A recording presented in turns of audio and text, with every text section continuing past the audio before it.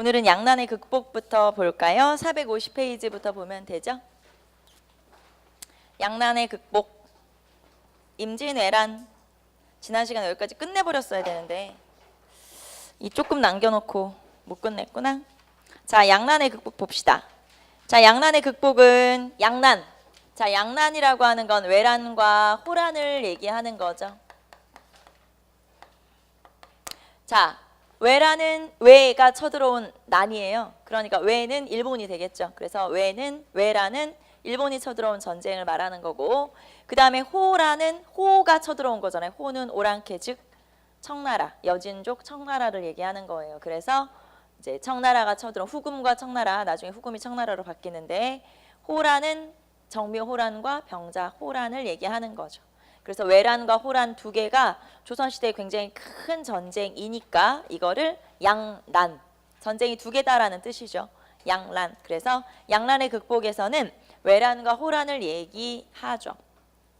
자, 임진왜란은 어느 왕 때 있었냐면 선조 때 있었죠. 어느 왕 때 있었는지 정도는 여러분이 알고 있어야 되죠. 선조 때 존재했고 있었고요. 일어났고 1592년이면 조선이 세워진 지 200년 뒤예요. 딱 200년 뒤에.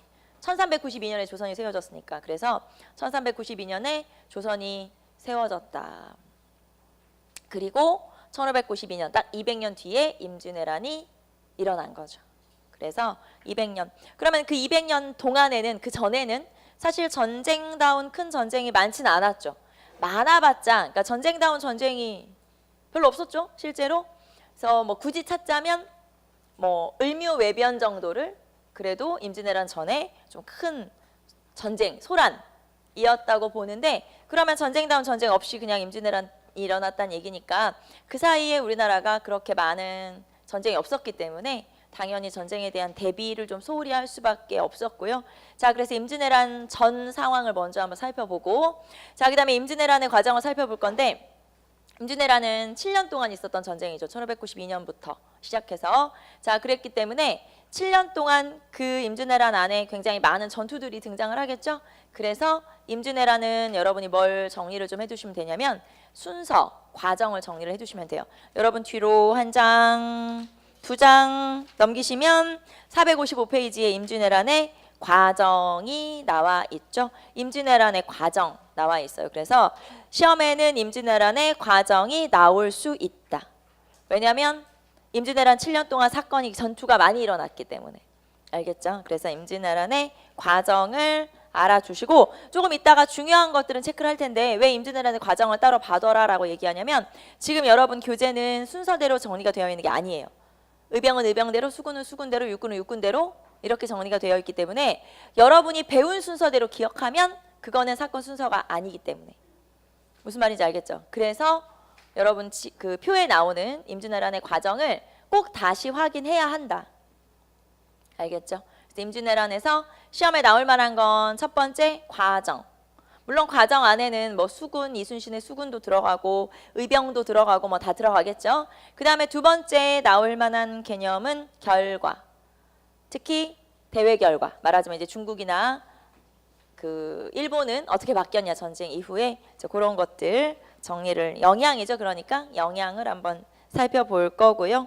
자, 그러면 우리는 임진왜란으로부터 한번 시작해 봅시다. 임진왜란은 그 당시에 전쟁이 일어나기 직전. 자, 임진왜란이 아까 어느 왕이라고 했냐면 선조 때. 그래서 선조 때 임진왜란이 일어나기 직전에 어떤 일이 있었냐? 임진왜란 일어나기 전에는 첫째 붕당 정치가 시작되죠. 그래서 우리 조금 전에 뭐 앞에서 잠깐 설명했던 그 문제풀이 할 때 했던 을해당론 있죠.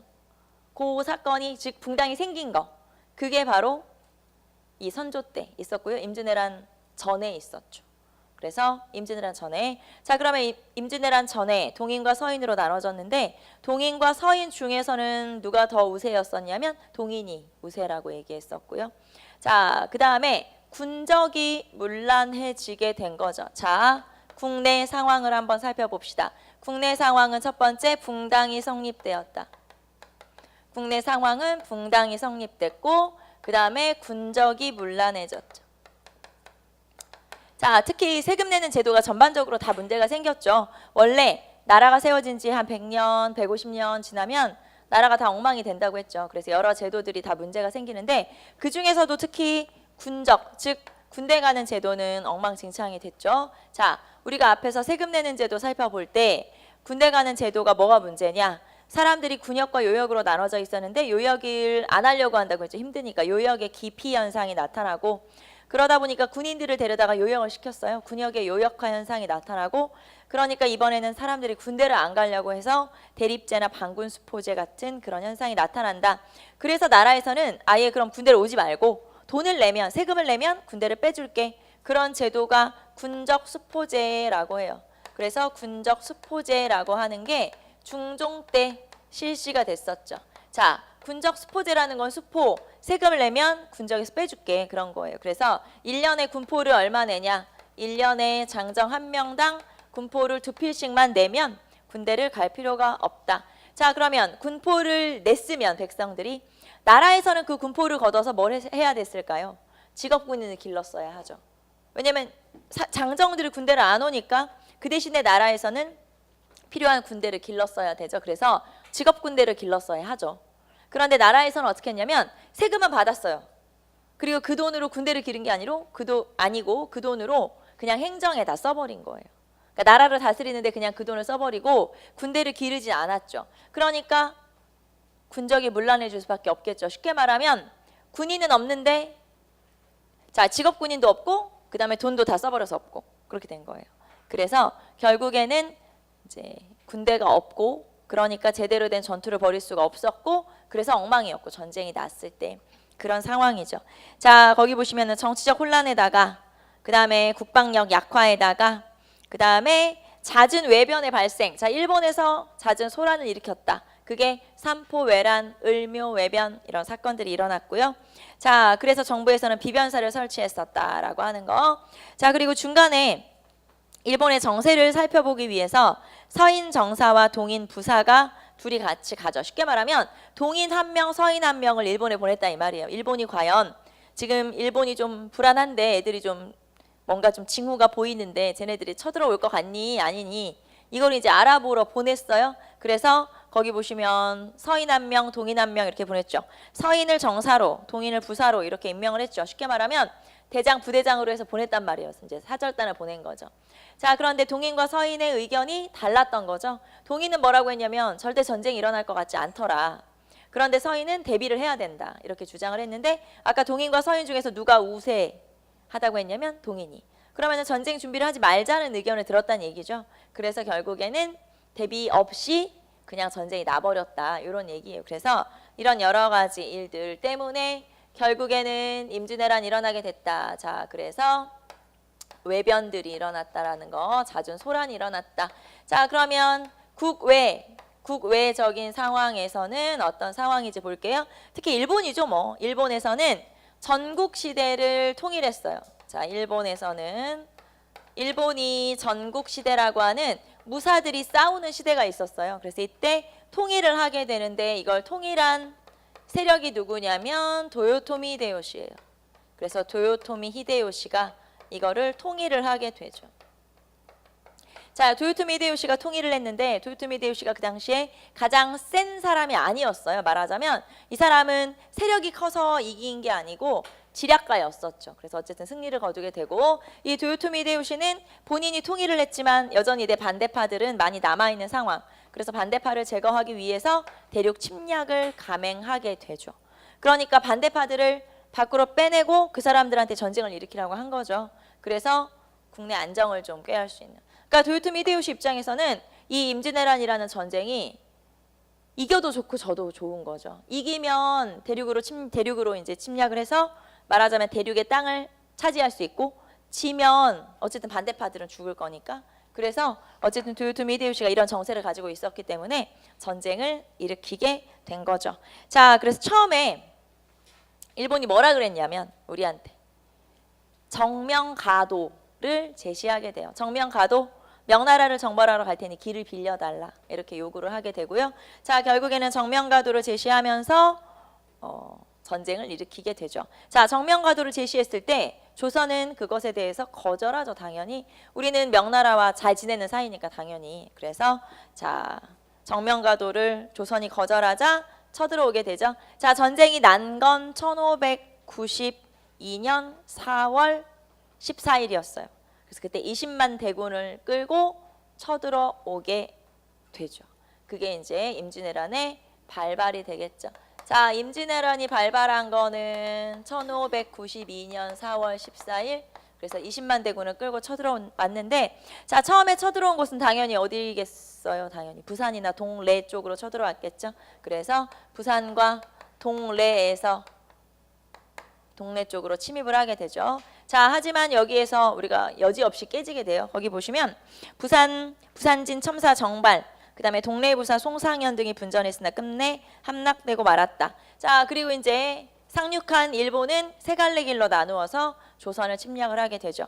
자, 이 사람들의 전술은, 일본의 전술은 우리랑 약간 다르게, 일본은 그냥 무조건 도성을 점령을 하고 딱 임금을 장악하면, 그러니까 우두머리 장수를 장악하면 전쟁에 이기는 거예요. 이 사람들의 전술이라는 건 그런 거죠. 그래서 당연히 서울을 점령을 하면 서울에 왕이 있겠거니 생각을 한 거예요. 그래서 왕을 장악하면 되지. 그럼 이 전쟁이 이기는 거잖아요. 그래서 서울까지 가면 되겠지 라고 생각을 한 거지. 자, 그래서 거기 보시면 왜군은 세 갈래 길로 나누어서 한양으로 북상을 하고 있었다. 자, 그러는 과정에서 우리가 이제 그나마 막아줄 거라고 믿었던 사람이 신립이라고 하는 사람이죠. 그래서 신립의 충주 탄금대 전투에서 승리를 거두었으면 참 좋았겠지만 여기에서 패배를 하게 되죠. 자, 무슨 말이냐면 부산과 동래로 쳐들어온 일본이 세 갈래로 나누어서 서울로 진격을 하고 있었는데 그나마 우리가 믿었던 건 신립이 잘 막아줄 거라고 생각을 했다는 거죠. 그런데 신립은 경상도 쪽에서 서울 쪽으로 넘어오는, 경기도 쪽으로 넘어오는 문경세제라고 하는 고개가 있어요. 그래서 거기를 지켰으면 참 좋았겠지만 거기에 진을 치지 않고 충주에 진을 치게 되죠. 그러면서 일본군을 맞서 싸우다가 결국에는 패배를 하게 되는 거죠. 자, 충주는 허벌판이에요. 그런데 문경세제는 말 그대로 계곡이야. 말하자면 이렇게 좁은 길이라 이 말이죠. 그래서 그 좁은 길인, 말하자면 들어 올라오기 힘든 그런 이제 좁은 길을 놔두고 이 충주를 막았기 때문에 결국에는 패배를 하게 되고요. 신립은 자결을 하게 돼요. 결국에는.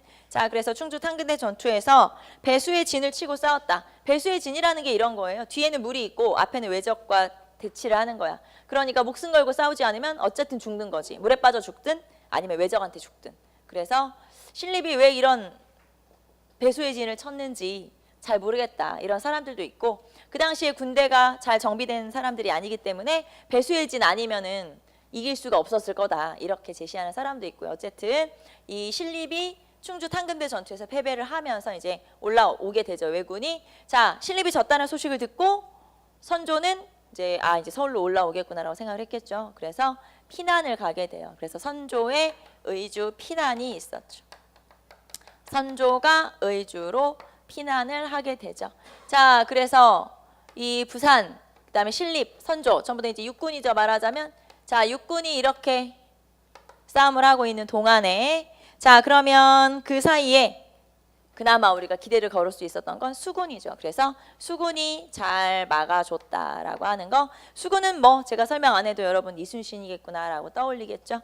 자, 이순신은 그 전쟁이 나기 1년 전부터 거북선을 정비하고 수군을 정비를 했다고 해요. 그래서 전쟁에 대비를 하고 있었다. 그래서 수군하면 당연히 우리가 알고 있는 이순신 장군이죠.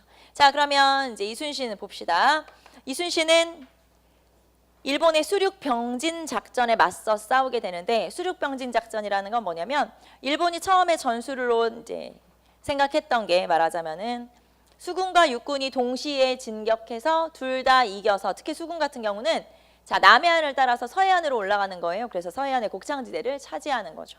왜냐하면 전쟁을 할 때 여러분 식량, 무기, 뭐 총이면 총알, 화살, 활이면 화살 다 가지고 올라오는 게 아니에요. 물론 무기는 준비해서 가져오겠지만 식량 같은 경우는 그 무게가 굉장히 무겁고 하니까 전쟁을 할 때는 소규모의 식량만 챙겨서 오는 거예요. 조금만 가지고 오는 거지. 그러니까 최소한의.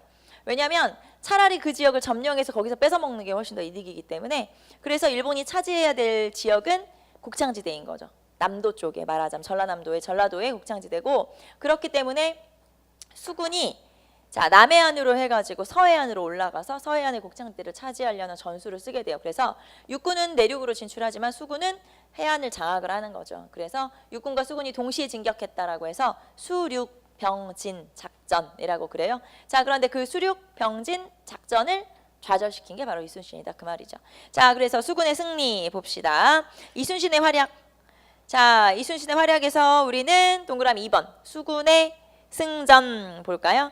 자, 그러면은 이순신이 이제 차근차근 격파해 나가기 시작하죠. 그래서 첫 승리를 거둔 곳이 옥포해전이에요. 그래서 옥포해전에서 첫 승을 거두게 되죠. 자, 옥포해전에서 첫 승리를 거두게 되는데 이때는 거북선을 사용한 건 아니다. 자, 이때는 거북선을 사용한 건 아니고요. 자, 그럼 이 당시에 거북선 아니면 뭐냐? 거북선 아니면 이 당시에 사용하던 배는 판옥선이라고 하는 배예요. 판옥선. 자, 이거는 거북선 아니고 판옥선. 자, 원래 우리나라 배가 판옥선이라고 해서 이 판옥선에다가 위에 철갑을 씌운 게, 갑판을 씌운 게 쉽게 말하면 거북선이라고 생각하시면 돼요. 그래서 우리나라 배는 판옥선이고 이 판옥선은 우리나라 배의 가장 대표적인 모습으로서 일본 배하고는 좀 다른 게 우리나라 배는 바닥이 좀 평평한 편이에요. 그래서 이제 한꺼번에 뭐 방향을 틀거나 이런 게 그렇게 좋지는 않지만 훨씬 더 안정적으로 수비를 할 수가 있고요. 그 다음에 안정적으로 수비를 할 수가 있기 때문에 여기에 뭐 대포를 장착해서 일본을 공격하는 외산을 공격한다든가 이게 가능하죠. 그런데 일본 배 같은 경우는 바닥이 뾰족한 편이어서 빠르게 뭐 방향을 틀거나 하는 거는 괜찮지만 여기에 포를 싣고 포로 공격을 하거나 하는 거는 굉장히 어려운 편이에요. 구조 자체상. 그래서 우리나라에서는 판옥선이라고 하는 이 배를 사용하기 때문에 이제 우리가 상상하고 있는 그 거북선이지 알고 있는 그 거북선처럼 뭐 포를 장착해서 공격을 하거나 안정적으로 그리고 또 왜 우리 명량 이런 영화에서 보면 우리나라 전술 중에서 이런 것도 있죠. 상대방의 배를 가서 이렇게 부딪히는 거예요. 쉽게 말해 이렇게 밀어내는 거. 무슨 말인지 알아요? 배와 배가 같이 가다가 우리나라 배가 옆에 배를 이렇게 치는 거죠, 말하자면. 근데 일본 배는 바닥이 뾰족하다고 했잖아요. 잘 넘어지는 거지. 그러니까 그렇게 부딪혀서 어떤 그런 전술을 쓰는 게 우리나라 배는 굉장히 유리한데 일본 배는 그게 별로 좋지 않았던 거예요. 그래서 그런 뭐 포를 장착하거나 그 다음에 이제 가서 부딪히는 그런 전술을 사용하기가 딱 좋은 게 판옥선과 거북선이기 때문에 당연히 이제 이 전투에서는 우리가 좀 더 우위에 쓸 수밖에 없었던 거죠. 수군에 있어서는. 자, 그래서 거기 보시면 옥포에서 첫 승을 거두고 자, 이거는 거북선 아니라고 했고 그럼 거북선을 사용한 첫 번째 승리는 거기 보시면 사천 전투, 사천해전. 자, 그래서 사천에서 승리를 거두게 되죠. 그래서 이거는 거북선을 이용한 첫 승이 되겠죠. 자, 그게 바로 사천. 자, 그 다음에 당포, 당항포, 자, 뭐 등등 이런 해전에서 맨 마지막에 보시면 당포, 당항포 등지에서 승리를 거두고 나서 자, 한 장 넘겨보시면 이순신의 또 우리가 3대 대첩이라고 하는 그런 승리를 거두게 되죠. 자, 그 전투가 한산도 대첩이에요. 한산도 대첩. 자, 그래서 1592년 7월에 한산도 대첩에서 대대적인 승리를 거두게 되죠. 한산도 대첩에서는 뭐 우리 다 알죠. 하익진 전술을 활용한 그런 전투에서 승리를 거두게 되죠. 자, 그래서 이 한산도 대첩에서 승리를 거둠으로써 결국에 이 이순신의 활약으로 우리가 얻어낼 수 있었던 건 뭐냐면 자, 여기다가 써볼까요? 우리가 얻어낼 수 있었던 결과는 뭐냐? 자, 남해 제해권을 장악할 수가 있었죠. 자, 남해 제해권을 장악할 수가 있었다. 자, 남해 제해권을 장악했다는 건 남해안을 장악할 수 있었고 자, 남해안을 장악할 수 있었다는 건 일본의 수군이 서해안으로 올라가는 길목을 막았다는 얘기예요. 그래서 남해 제해권을 장악했다는 건 다른 말로 하면 서해안의 곡창지대를 수호할 수 있었다. 서해안의 곡창지대를 수호할 수 있었다. 지킬 수가 있었다. 그러면서 결국에 일본이 하려고 했던 작전이 아까 뭐라고 했죠? 일본의 수륙병진 작전을 좌절시키게 된 거예요. 자, 그래서 일본의 수륙병진 작전을 좌절시킨 거죠. 자, 일본은 빨리빨리 육군과 수군이 동시에 진격해서 이제 다 끝내버리면 전쟁을 빨리 끝낼 수 있죠. 그 다음에 얘네들은 이제 명나라로 가든 뭐 이렇게 하든 그 다음 걸 생각하고 있었겠지만 결국에는 이런 수군이 발목을 잡는 바람에 일본의 생각대로 되지 않았다는 거고 그때부터 꼬이기 시작한 거죠. 말하자면 일본 입장에서는 자 일본의 수륙 병진 작전이 좌절된 거예요. 그래서 결국에는 이순신의 이런 활약 덕분에 이런 것들이 가능했었다라고 하는 거. 그래서 여기서는 옥포나 사천 그리고 한산도 대첩. 임진왜란의 3대 대첩에도 들어가고요. 이순신의 또 전투 중에서도 굉장히 대표적인 게 바로 한산도 대첩. 왜 우리 전에 명량 그 영화 본 적 있죠? 네, 명량 한참 전이네 벌써 그게. 그 명량 영화를 만들 때 그 감독이 시리즈로 만들겠다고 했었어요. 그래서 명량, 한산도, 그다음 노량 이렇게 해서 이제 3편을 만들겠다, 3편을 만들겠다. 그래가지고 명량 다음 편은 한산도 대첩이다.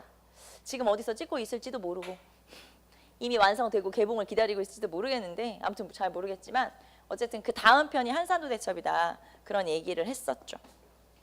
자 어쨌든 그러면 수군에서는 이렇게 이순신의 활약으로 왜군의 수륙 병진 작전도 좌절시키고 남의 제해권도 장악해서 전라도의 곡창지를 지킬 수 있었다.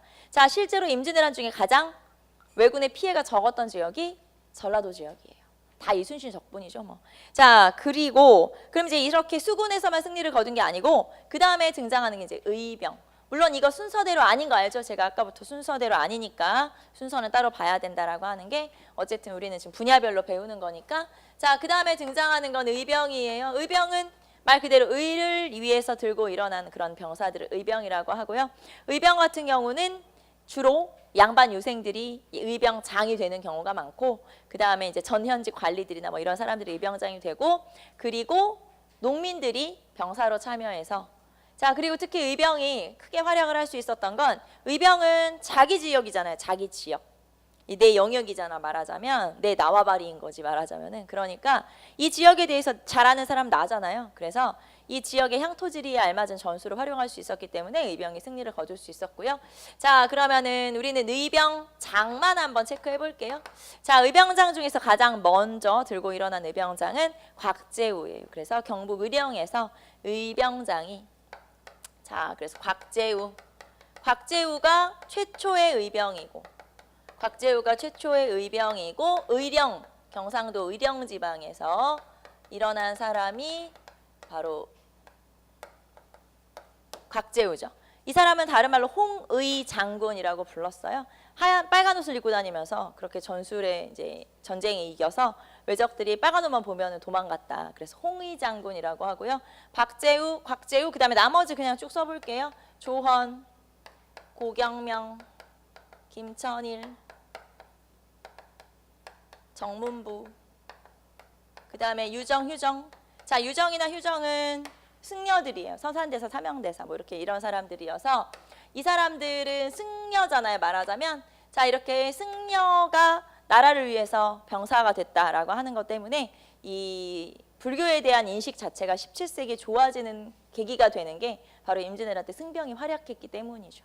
자 그래서 어쨌든 이런 사람들 그리고 나중에 의병장은 관군에 편입이 되죠. 자, 관군에 편입됐던 게 바로 의병장이다라고 하는 걸 알 수가 있고요. 자, 그 다음에 명나라에 원군이 도착을 했어요. 명의 원군이 우리나라에 지원을 해주러 왔죠. 말하자면 아까 선조가 어디로 피난 갔다고 했었죠? 의주로 피난 갔다고 했죠. 선조가 의주로 피난을 가고 그 다음에 의주에서 이제 신하를 보내서 군대를 요청하게 되죠. 우리 좀 도와달라. 그러면서 군대를 요청하고 그 군대가 우리나라에 도착을 한 거죠. 그래서 명나라에서 이여송이 이끄는 군대가 우리나라로 도착을 하게 되고요. 그러면서 이제 조명연합군이 결성이 되죠. 조명연합군이 결성이 돼서 결국에 조명연합군이 평양을 탈환하게 돼요. 평양을 탈환하게 된다. 평양을 탈환하게 되죠. 자, 그러면서 이제 평양을 탈환했으니 서울을 다시 되찾아야 될 거 아니에요. 그래서 서울로 내려가고 있는 과정에서 중간에 잠깐 또 실수를 하죠. 전쟁이 좀 져요. 그게 벽제관 전투. 벽제관이면 지금의 고양시, 그래서 고향의 벽제관에서 전쟁에 패배한 뒤에 다시 한번 또 우리가 알고 있는 대대적인 승리를 거둔 게 바로 행주대첩이에요. 권율의 행주대첩. 그래서 관군이 모두 합심하여 외적을 물리쳤다고 알려진 그 행주치마에 돌을 싸서 날라서 행주대첩이라고 한다는 많이 들어봤죠. 그래서 행주대첩이 일어나게 되고요. 자, 그러면서 이제 결국에는 전쟁이 마무리가 되죠. 중간에 그렇게 이제 우리가 역공을 하자, 그러니까 승리를 거두게 되자 일본에서는 이 전쟁이 짧게 끝내고 가려고 했죠. 장기전으로 길어질 이제 우려가 있기 때문에 일본에서는 명나라에게 휴전 회담을 제의하게 되고 결국에는 명과 일본 사이에 휴전 회담이 열리게 되죠. 자, 그러면 그 휴전 회담이 열리는 과정에서 전쟁을 잠깐 쉰 거예요. 그래서 그 휴전회담이 열리는 과정에서 우리나라 같은 경우는 이제 군대를 정비를 하게 되죠. 그래서 뭐 훈련도감이라든가 소고군이라든가 그런 것들이 그때 편제가 돼요. 그래서 한 3년, 조금 넓게는 한 3, 4년 이렇게 전쟁에 쉬게 되죠. 하지만 명나라와 일본 사이 휴전회담이 결렬되면서 다시 전쟁이 난 거예요. 자, 그래서 다시 전쟁이 났다라고 해서 정유재란이라고 하죠. 자, 그래서 정유재란이 1597년에 다시 한번 일어나게 되고요. 자, 그러면서 이 정유재란에 해당하는 우리가 알고 있는 대표적인 전투가 바로 명량해전이죠. 명량해전. 자, 그리고 명량해전 전에 뭐 여러분 다 알죠?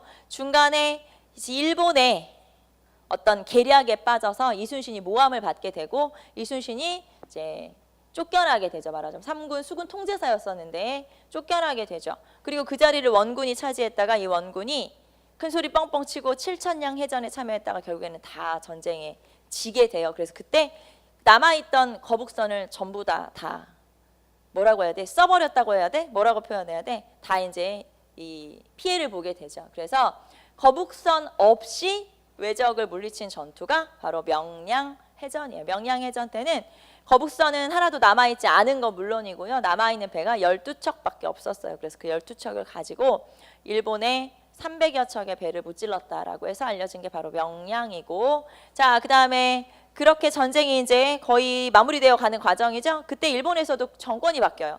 앞에서 우리가 이 전쟁을 일으킨 사람 누구였었냐면 도요토미 히데요시였죠. 그런데 도요토미 히데요시가 죽고 도쿠가와 이에야스라는 사람이 정권을 차지했는데 도쿠가와 이에야스는 전쟁을 할 생각이 없었어요. 그러니까 이제 철수를 명령을 하게 되고, 자, 그리고 그 이제 명령이 내려왔으니까 철수를 해야 되겠죠. 일본 입장에서는. 그래서 이 철수를 하고 있는 일본군을 끝까지 쫓아가서 마지막 전투에서도 승리를 거두게 되는 게 바로 노량해전이고, 그 노량해전에서 이순신이 전사하게 되죠. 자, 그래서 노량해전. 자, 그래서 시험에 가끔 정유재란에 해당하는 전쟁이 뭐냐? 너무 간단하죠. 명량, 노량 이렇게 찾으시면 되겠죠. 자, 그래서 이렇게 육군, 그 다음에 수군, 그리고 의병장, 그리고 명예원군, 정유재란 이렇게 간단하게 전쟁에 대해서 살펴봤고, 자, 우리가 한 번 더 살펴봐야 될 거는 임진왜란의 과정. 다시 한번 살펴볼게요. 임진왜란의 과정 한번 볼까요? 자, 1592년 4월에 전쟁이 일어났어요. 그래서 일본군이 쳐들어왔고 부산 동래 함락되고 충주 탄금대 전투. 아까 여기에서 활약한 사람이 누구?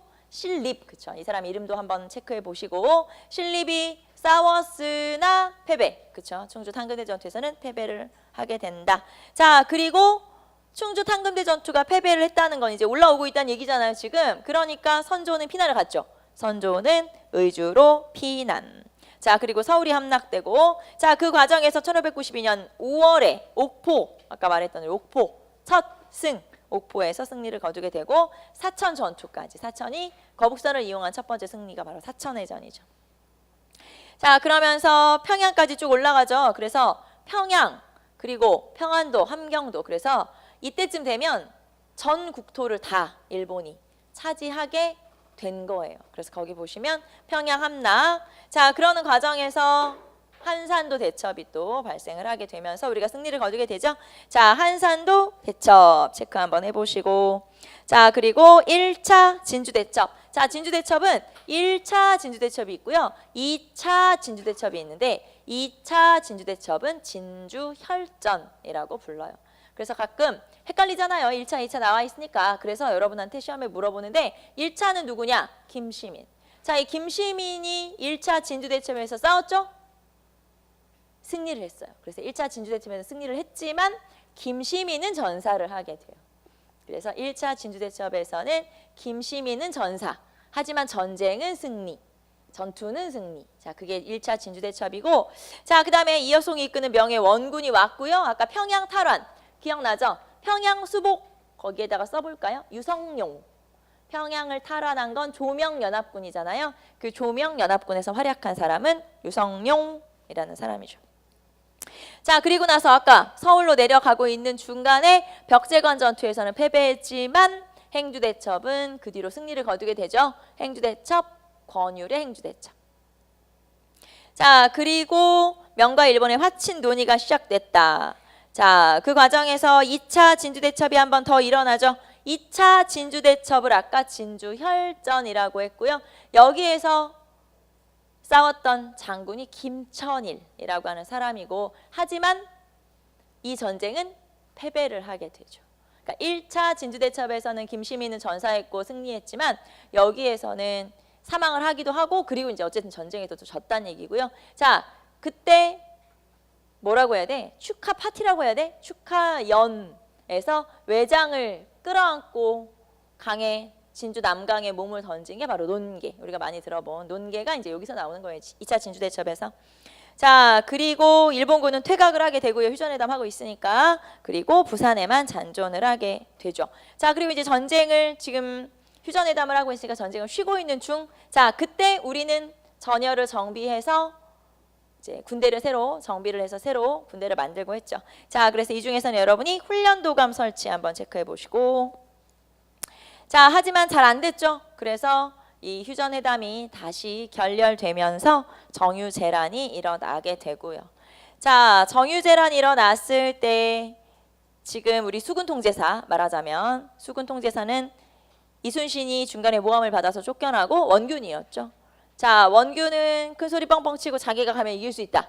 그래가지고 이 부산에 이제 부임을 하게 되고, 이제 수군 통제사로 부임을 하게 되고, 결국에는 이 전쟁에서 패배를 한 거죠. 그러니까 이런 거예요. 이순신이 이제 쫓겨나는 여러 가지 이유가 있었는데, 부산에만 남아 있었어요, 왜군이. 그러니까 나라에서는 빨리 쓸어버려라. 그럼 전쟁이 끝나는 거 아니냐. 그래서 계속 이순신한테 외적과 싸우기를, 공격하기를 그렇게 이제 종용을 하게 되고 명령을 내리죠. 하지만 이순신이 봤을 때 그 전쟁은 이길 수 없는 전투예요, 말하자면. 그리고 부산에 쳐들어갈 수 없는 여러 가지 이제 복합적인 이유가 있었겠죠. 그래서 이순신이 계속 거부하게 돼요. 왕이 빨리 어떻게 해치워버려라. 근데 이순신은 이 전쟁을 못 이긴다. 그러면서 질 게 뻔하니까 그런 무모한 짓은 할 수가 없다. 그래가지고 몇 번 거절하다가 이제 모함을 받아서 쫓겨나게 되고, 원균이 그 자리를 차지하는데, 원균이 갈 때 큰소리 뻥뻥 치고 갔죠. 내가 가면 잘할 수 있다. 그러면서 이제 가서 딱 형세를 보니까 이순신 말이 맞는 거예요. 이길 수 없는 전투야. 그래서 거기서 섣불리 움직였다가는 안 되는 상황이 된 거죠. 하지만 내가 큰 소리 쳐놓은 건 있잖아요. 어쩔 수 없잖아. 전쟁을 일으켜. 그래서 박살이다. 그게 이제 칠천량 해전이거든요. 그래서 그 부산에서 이제 부산 쪽에서 그래서 그 해전에서 패배를 하고, 쉽게 말하면 이제 다시 이순신이 가서 보니까 거북선 한 개도 없고 배는 12개밖에 없고 12척밖에 없고, 그래서 나머지 그 배를 가지고 승리를 거둔 게 바로 명량. 그렇죠. 그게 명량이에요. 자, 그래서 명량대첩, 그리고 마지막 전투가 노량대첩이죠. 그래서 노량대첩에서 이순신이 전사를 하고 일본군은 철수를 하고, 자, 그러면서 전쟁이 마무리되죠. 자, 이 중에서는 충주 탐근대 전투. 자, 제가 이제 몇 가지만 체크 한번 해볼게요. 순서를 물어볼 수 있는, 그쵸? 그런 것들 한번 체크해 볼게요. 충주 탐근대 전투, 그 다음에 선주의 의주 피난, 그 다음에 뭐 사천해전, 이런 것들 체크 한번 해보시고, 그 다음 한산도 대첩, 1차 진주대첩, 평양수복, 행주대첩, 그 다음에 뭐 2차 진주대첩도 한번 체크해 볼까요? 그리고 훈련도감 설치, 그리고 명량, 노량, 이 정도. 그래서 혹시 순서를 물어볼 수 있다. 그러니까 순서대로 체크를 좀 해야 된다라는 거. 자, 그러면 전쟁이 끝났어요. 이제 전쟁 끝나고 나서 어떻게 되는지 봅시다. 국내 영향으로 한번 가볼까요? 자, 국내적 영향 455페이지 보시면 국내적 영향. 자, 외란 중에 훈련도감이 설치됐고, 훈련도감은 조선 후기 핵심 군대, 말하자면 중앙군. 자, 그래서 훈련도감이 설치되고, 지방군은 소고군, 그 다음에 비변사라고 하는 기구를 강화시키게 되죠. 원래 비변사가 변방을 방비하는 기구니까 이게 뭐라고 표현해야 되냐? 비변사 같은 경우는 국방 문제를 논의하는 회의기구거든요. 그런데 아무래도 전쟁이 나면은 국방 문제니까 당연히 이 비변사에서 결정하는 게 또는 논의하는 게 많아지게 되고 그러다 보니까 비변사의 역할이 좀 커지게 되는 게 바로 이 시기가 되겠죠. 자, 그다음에 경제적으로는 당연히 국토가 황폐화됐고요. 인구가 줄어들었고 그러므로 세금이 제대로 안 거치겠죠. 그럼 재정이 어려워지겠죠. 그래서 재정의 궁핍이 나타나게 되죠. 자, 그리고 사회적으로는 자, 그러면 재정이 너무 어려우니까 나라에서는 뭔가 대책을 세워야 되겠죠. 세금이 들어올 수 있는. 그래서 백성들에게 신분 상승을 허용해주는 납속 그리고 공명첩 발급을 하게 돼요. 납속이라고 하는 건 돈을 가져오면 명예직을 주는 거. 그 다음에 공명첩이라고 하는 건 돈을 가져오면 그 자리에서 벼슬을 주면서 관리 임명장을 써주는데 공명, 이름이 비어있는 관리 임명장이라는 뜻이에요. 그래서 돈을 가져오면 그 자리에서 이름을 써줘요. 그럼 나는 명예직을 얻게 되면 나는 양반이 되는 거죠. 이제 벼슬을 하게 되면 양반이 되는 거니까. 자, 그래서 이런 관리 임명장을 공명첩이라고 하는데 납속과 공명첩을 통해서 사람들은 돈을 내고 신분을 상승하게 되죠. 자, 그래서 결과 어떻게 됐냐? 자, 그러면 점점 늘어나는 계층은 누굴까요?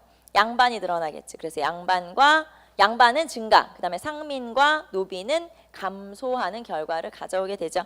자, 그리고 이몽학의 난 같은 또 사회가 혼란스럽고 하니까 이런 밀란들이 여기저기서 나타나게 되고 그래서 이런 여러 가지 사회적인 문제가 생기죠. 일단 신분제가 동요됐다는 게 가장 큰 문제가 되겠죠. 자, 그리고 문화재의 소실. 자, 많은 문화재들이 불타버리는데 서울에는 거의 대부분의 궁궐들이 다 불타버렸고요. 자, 그리고 불국사.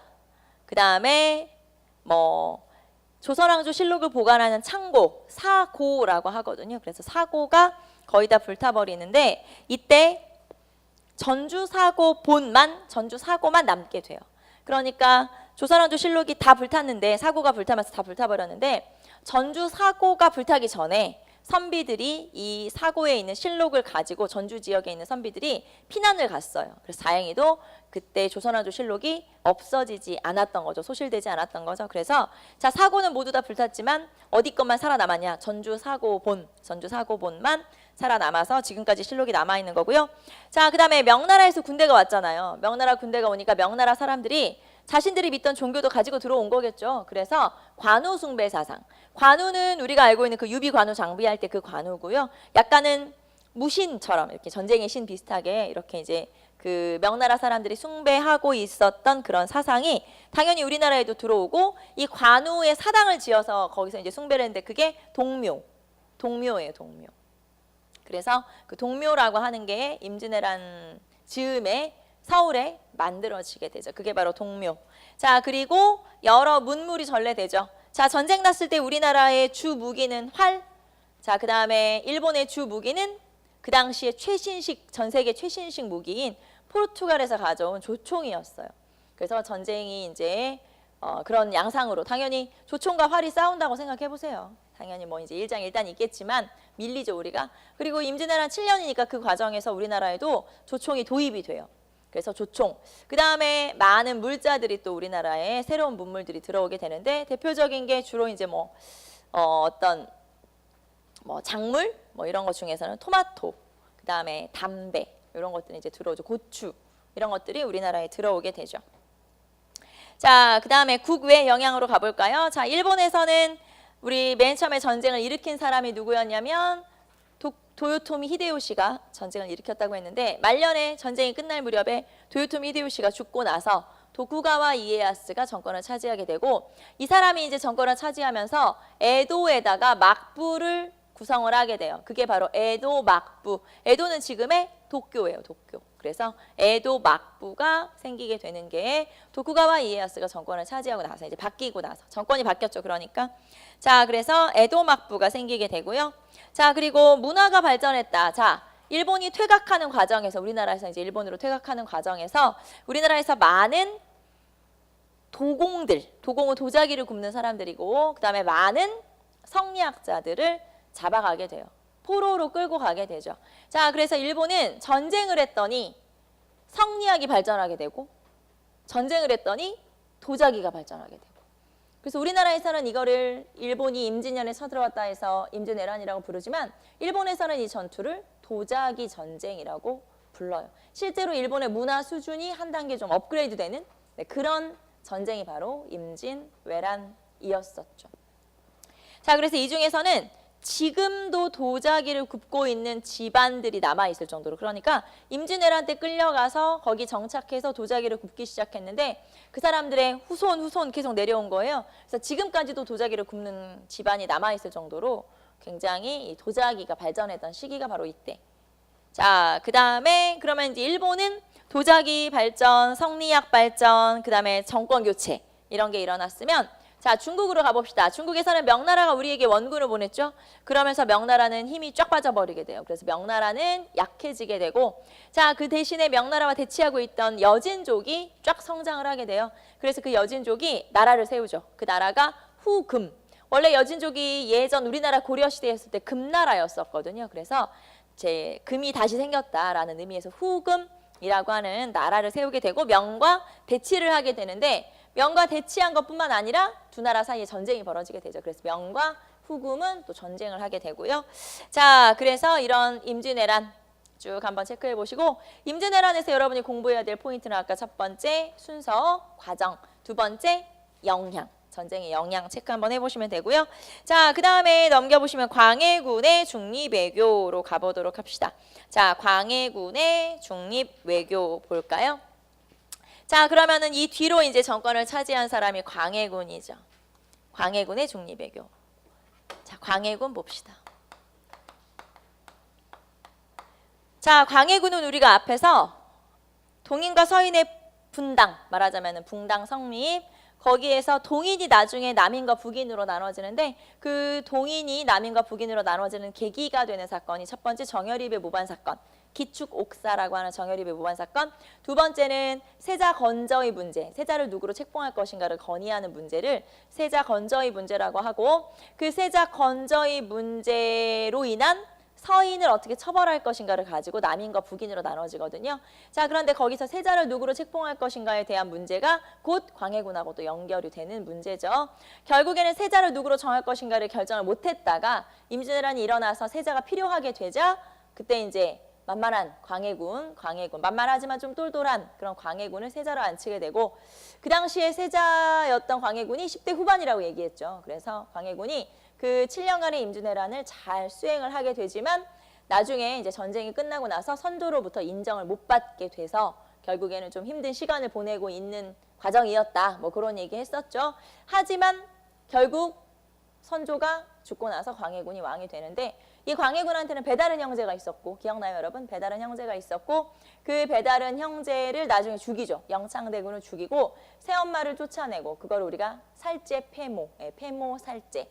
결국에는 그거 때문에 광해군이 쫓겨나게 되는 하나의 이유가 되었다. 그게 그래서 그런 얘기 했었는데, 자, 그럼 이제 광해군의 정책을 한번 봅시다. 광해군은 크게 대내 정책, 대외 정책으로 구분을 할 수가 있어요. 자, 국내 정책은, 자, 국내 정책 같은 경우는 광해군이 전쟁이 끝나고 나서 얼마 뒤에 왕이 된 거예요. 즉, 전쟁이 일어나고 끝난 건 선조 때가 맞지만 선조 때 전쟁이 끝나고 나서 얼마 뒤에 정권을 차지하게 되거든요. 그러니까 1598년쯤에 전쟁이 끝나는데 즉위를 한 거는 1608년쯤 돼요. 그러니까 거의 한 전쟁이 끝난 지 한 10년 정도밖에 안 된 상황이기 때문에, 그러면 일단 뭘 해야 되냐? 일단 전후 처리를 해야 되잖아요. 그래서 광해군의 업적은 무조건 전후 처리를 한 거죠. 그래서 전후 처리를 했다. 자, 그러면 전후 처리가 뭐냐? 일단은 백성들을 좀 안정시킬 필요가 있고 나라에 세금이 잘 들어오게 하는 게 가장 중요한 문제겠죠. 그래서 이 당시에는 자, 호적과 양안을 작성하고, 호적과 양안을 작성한다. 호적은 인구 조사를 한 거고 양안은 토지 조사를 한 거예요. 그래서 이런 것들이 잘 정비가 돼야 세금이 제대로 들어올 수 있기 때문에 호적과 양안을 작성하고, 그 다음에 성곽과 무기를 수리하고, 성곽과 무기를 수리해서 정비를 새로 했죠. 자, 그 다음에 백성들을 안정시켜야 되는데, 백성들을 안정시키는 가장 좋은 방법이 세금 내는 제도로 좀 개혁을 하는 거잖아요. 그래서 그 개혁 중에 가장 대표적인 게 대동법이 실시되죠. 자, 광해군 때 처음으로 대동법이 실시되는데 경기도 지역을 시범 실시. 그래서 경기도 지역에 시범 실시한 게 바로 이 대동법이라고 하는 거고요. 자, 그 다음에 이 전쟁이 나는 과정에서 이렇게 백성들이 좀 힘들다며 그래서 동의보감이라고 하는 의서, 동의보감이라고 하는 의학 서적을 편찬하도록 하죠.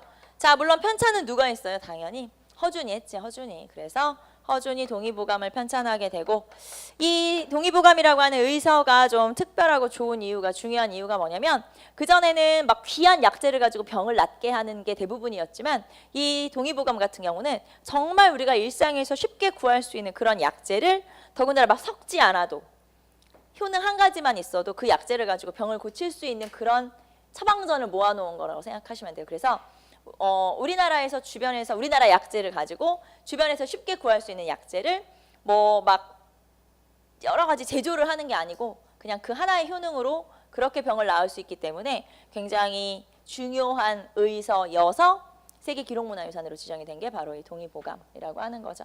자, 어쨌든 이렇게 국내적인 정책으로는 전후 처리 등등 이런 전후 처리를 하게 되고요. 자, 그러면 국외적 상황은 어땠냐? 자, 국외, 대외 정책. 자, 대외 정책으로는 일단 명과 후금 사이에 전쟁이 벌어져요. 명과 후금 사이에 전쟁이 벌어졌고요. 자, 이 당시에 그러면은 우리나라에 군대를 요청한 게 명나라, 명이 원군을 요청하게 되죠. 조선에 원군을 요청하게 되고, 자, 그러면 명나라에게 우리가 도움받은 게 있으니까 당연히 도와줘야 되죠. 의리를 지켜야 되는 건 맞지만 문제가 되는 건 뭐냐면 명나라가 힘이 굉장히 약해졌다는 거. 그래서 명나라는 지금 쇠퇴하고 있고 그 다음에 후금은 성장을 하고 있어요. 자, 그런데 군대를 우리가 어느 쪽에 보내야 돼요? 명나라 쪽에. 그럼 명나라에게 군대를 보냈다가 성장하는 여진족이 후금이 우리를 괴롭히면 어떡하지? 자, 그래가지고 이거 가지고 고민을 했었죠. 그래서 처음에는 광해군이 여러 가지 핑계를 대고 계속 거절을 해요. 여러 가지 핑계를 댔죠. 이 군대를 다 모으려면 우리 너무 힘들어 지금. 이런 것도 있고 뭐 이런 것도 있었대요. 너네 와봐서 알잖아. 우리 되게 못 싸워. 그러니까 우리는 군대를 보낼 수가 없어. 이런 얘기부터 시작해서 뭐 지금은 뭐가 어때서 안 되고 지금 뭐가 사정이 어땠고 이런 식으로 여러 가지 핑계를 대서 처음에는 자꾸 피했죠. 그러다가 도저히 안 되게 생겼으니까 군대를 보내긴 보내요. 그래서 이 원군 요청에 응답을 하게 되는데, 자, 이때 도원수, 그러니까 장군으로 보낸 사람이 누구냐면 강옥립이에요. 자, 그래서 강옥립, 도원수, 강옥립으로 강원수를 도원수로 강옥립을 도원수로 삼고 이 사람으로 하여금 13,000명의 군대를 보내면서 그 전에 출정하기 전에 강옥립을 불러서 얘기를 했죠. 뭐라고 얘기했냐면 네가 향배를 보아서 잘 결정하도록 해라. 이렇게 주문을 했다는 거예요, 왕이. 자, 그러면 향배를 보아서 잘 결정해라. 무슨 말이냐면 네가 진짜 전쟁터에 나가서 명나라가 망하게 생겼으면 너무 열심히 싸우지 마라. 이런 얘기했죠. 실제로 강옥립이 전쟁터에 나가보니까 명나라는 곧 망하게 생겼어요. 그래서 결국 명나라 편으로 군대를 보내긴 했지만 나중에 열심히 싸우지 않고 후금과 몰래, 뭐 좋게 말하면 연결이고 나쁘게 말하면 내통이죠. 그래서 후금에게 연락을 해서 사정을 얘기했겠죠. 우리가 사실은 이마이마해서 우리가 꼭 군대를 보낼 생각은 없었지만 어쩔 수 없었다. 그러면서 이제 사정을 얘기한 후에 명나라에게 그 후금에게 항복을 해버리게 되죠. 자, 그래서 후금으로 다 끌려가는 거예요. 항복을 했으니까. 그래가지고 강옥립이 후금에서 활동을 하게 되는 거죠. 그러니까 강옥립은 후금에서 일했다고 해요. 원래 강옥립이라는 사람이 장군이 아니었대요. 장군 출신, 그러니까 무관이 아니었고 이 사람은 외교관 출신인 거예요. 말하자면. 그래서 외교관에게 군대를 보내서 전쟁에 나가라고 한 건 그만한 의도가 있었겠죠. 그래서 실제로 후금으로 이제 항복을 한 후에 후금에서는 정보를 모아서 우리나라로 보내고 뭐 이런 하는 그런 정보원 역할, 그런 역할을 했었다고 하니까, 자, 어쨌든 강옥립이라는 사람 이름 한번 기억해 보시고, 자, 그러면 이렇게 자, 명나라와 후금 사이에 적절하게 외교를 잘 이제 뭐라고 할까요? 잘 유리를 한 거지. 자, 이런 걸 우리가 뭐라고 하냐? 자, 광해군이 명과 후금 사이에 적절한 관계를 유지했다. 그런 걸 중립 외교라고 그래요. 자, 중립 외교는 그러니까 누구와 누구 사이에? 명과 후금 사이에 적절하게 외교를 잘했다라고 하는 거. 자, 중립외교라고 하는 건 그래서 실리를 추구한 거죠. 그러니까 명나라한테 의리는 적당히 지키면서 후금의 미움을 좀 덜 받는 이런 전술을 실시한 거죠. 이런 걸 중립외교라고 하고 실리를 추구한 거다. 자, 하지만 이런 실리를 추구하는 중립외교가 선비들 또는 사림들 눈에는 약간 거슬리는 내용이었죠. 왜냐하면 조선이라고 하는 나라는 성리학 국가고 성리학에서는 대의 명분을 강조하는데 대의 명분이라는 건 무조건 의리를 지키는 거예요. 특히 누구에 대한 의리를 지켜야 되냐면 명에 대한 의리를 지키는 거였죠. 그런데 이 광해군의 중립외교는 명나라와 후금 사이에 우리가 줄타기를 잘한 거잖아요. 그러니까 이거는 의리를 저버렸다라고 생각을 한 거죠. 후금에게 항복을 한 것. 자, 그래서 결국에는 광해군이 쫓겨나는 계기가 되죠. 자, 그러면 광해군이 쫓겨난 사건을 뭐라고 하냐?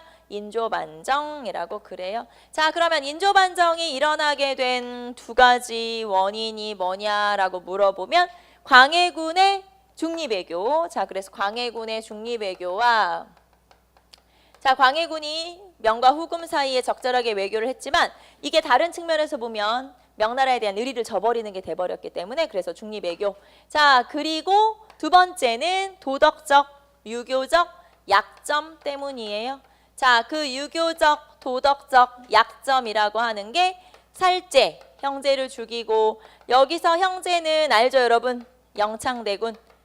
자, 영창대군이 배다른 형제였고 대군이니까 이 사람이 훨씬 적통이었죠. 요 얘기가 적통이었는데 본인은 후궁의 아들이고 여기는 적통이고 그러니까 결국에는 이제 정적 얘가 나중에 정치적으로 나한테 영향을 줄 수도 있겠구나 라고 생각해서 영창대군을 죽이고 패모는 새엄마예요. 새엄마. 자, 나보다는 좀 나이가 어리지만 어쨌든 아버지의 부인이니까 둘째 부인이니까 새엄마죠.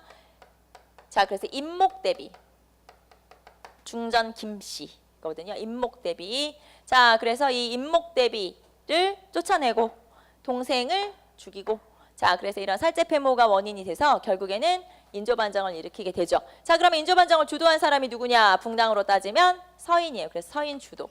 자, 그리고 제가 여기서 말 안 했지만 다시 여기로 와서 우리가 지난번에 아마 붕당 정치하면서 기억날 거예요. 광해군 때 정권을 차지했던 사람들은 누구냐? 붕당으로 따지면 북인 정권이죠. 그래서 광해군의 북인 정권이고 자, 그러면 이 북인 정권에서 이런 여러 가지 전후 처리에다가 그 다음에 중립외교까지 북인이 같이 정치를 한 거예요. 그래서 광해군 때는 북인 정권. 북인은 제가 학문적인 경향으로 얘기하면 조식의 제자들이거든요. 조식의 제자들. 그런데 조식의 제자들은 절의를 중시해요. 조식이라는 사람 자체가 이제 학문의 실천성을 강조하고 절의를 강조하기 때문에 쉽게 말하면 의리를 강조하니까 이 사람들은 임진왜란 일어났을 때 의병장으로 활약을 하게 되고 그러면 그 의병장 출신들이 나중에 등용이 됐다고 보시면 돼요. 그 계열들이 등용이 된 거죠. 조식의 제자들이 그게 바로 북인. 그래서 광해군과 북인이 같이 정치를 했던 게 바로 이 광해군 시대인데 자, 그랬는데 여기서는 누가 주도하게 되냐면 서인이 주도하게 되죠. 그래서 인조 이후에는 서인이 주도하는 그런 정책을 펼치게 되죠. 자, 그래서 457페이지 그리고 한 장 넘기시면 인조 반정까지 나와 있죠. 자, 인조 반정은 패모살제 그 다음에 중립외교 이런 것 때문에 일어나게 되었다라는 거. 자, 그래서 인조반정까지 한번 살펴봤고요. 정묘호란은 잠깐 쉬었다가 이어서 하도록 합시다. 잠깐 쉴게요.